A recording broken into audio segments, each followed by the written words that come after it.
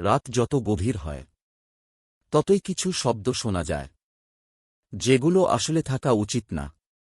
তুমি কি কখনো শুনেছ মরা মানুষের কণ্ঠস্বর? যদি না শুনে থাকো, তাহলে আজকের গল্পটা শেষ পর্যন্ত শুনো, কারণ আজকের গল্পটা শুধু গল্প না, এটা একটা অভিশাপ। Welcome to horror Bangla. রাত প্রায় 2টা। চারপাশে এমন নিস্তব্ধতা, যেন পৃথিবীটাই ঘুমিয়ে পড়েছে। আমি তখন একা বসে আছি পুরনো কাঠের টেবিলের সামনে, ল্যাপটপে কাজ করছি। হঠাৎ আমার মোবাইলটা নিজে নিজে বেজে উঠল। স্ক্রিনে তাকিয়ে দেখি আননোন নাম্বার। আমি একটু বিরক্ত হয়ে কলটা ধরলাম। হ্যালো। কিছুক্ষণ নীরবতা। তারপর একটা ভাঙা, কাঁপা কণ্ঠ। তুই আমাকে ভুলে গেছিস? আমার বুকের ভেতর ধক করে উঠল। আমি বললাম, কে বলছেন? ওপাশ থেকে ধীরে ধীরে শব্দটা পরিষ্কার হল। আমি, রাকিব। আমার শরীর ঠান্ডা হয়ে গেল। কারণ রাকিব 2 বছর আগে মারা গেছে। রাকিব ছিল আমার খুব কাছের বন্ধু। একদিন রাতে আমরা দুজন একটা বাজে সিদ্ধান্ত নিয়েছিলাম। একটা পরিত্যক্ত বাড়িতে ঢুকেছিলাম মজা করার জন্য। লোকজন বলত ওই বাড়িতে নাকি অদ্ভুত কিছু হয়। আমরা বিশ্বাস করিনি। সেই রাতে আমরা ভেতরে ঢোকার পর রাকিব হঠাৎ অদ্ভুত আচরণ করতে শুরু করল। সে বলছিল, কেউ আমাকে ডাকছে। আমি কিছু শুনিনি, কিন্তু সে শুনেছিল। তারপর সে হঠাৎ দৌড়ে সিঁড়ি দিয়ে উপরে উঠে গেল। আমি পেছন পেছন গেলাম। আর ঠিক তখনই একটা বিকট শব্দ। আমি দৌড়ে গিয়ে দেখি রাকিব মাটিতে পড়ে আছে। তার চোখ খোলা, মুখে ভয়, কিন্তু সে আর বেঁচে নেই। আমি কাঁপা গলায় বললাম, তুই তুই তো মারা গেছিস। ওপাশে কিছুক্ষণ চুপ। তারপর খুব ধীরে, আমি মরিনি। আমি আটকে আছি। আমার হাত থেকে ফোনটা প্রায় পড়ে যাচ্ছিল। কোথায়? যেখানে আমরা গিয়েছিলাম। আমার বুকের ভেতর চাপা ভয় জমে উঠল।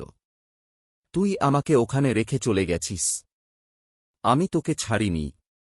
আমি ভয় পেয়ে গেছিলাম। আজ তোর পালা। কলটা কেটে গেল। আমি নিজেকে বোঝানোর চেষ্টা করলাম এটা কেউ প্র্যাঙ্ক করছে। কিন্তু হঠাৎ আমার ঘরের দরজা নিজে নিজে কঁক করে খুলে গেল। ঠান্ডা বাতাস ঢুকে পড়ল।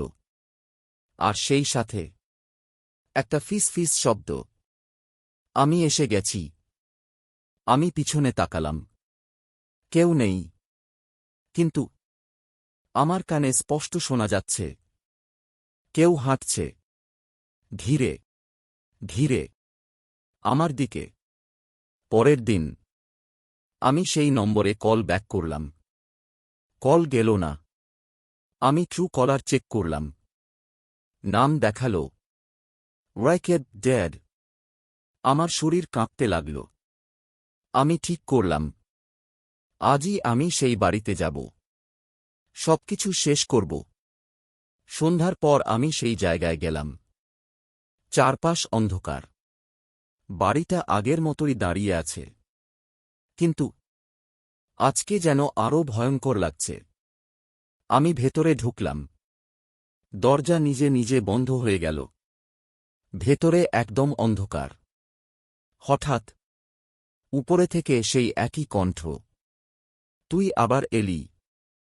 আমার পা কাঁপতে লাগল। তবুও আমি সিঁড়ি দিয়ে উঠতে লাগলাম। উপরে উঠে আমি যা দেখলাম তা আমি কোনোদিন ভুলতে পারব না। রাকিব দাঁড়িয়ে আছে, কিন্তু তার চোখ নেই। মুখে কালো রক্ত, আর শরীরটা অস্বাভাবিকভাবে বাঁকানো।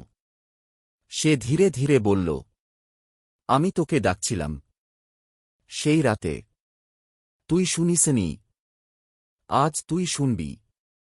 তার কণ্ঠ হঠাৎ বদলে গেল।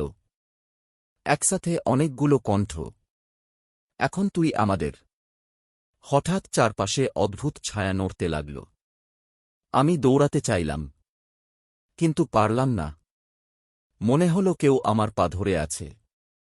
রাকিব এগিয়ে আসছে। ধীরে ধীরে।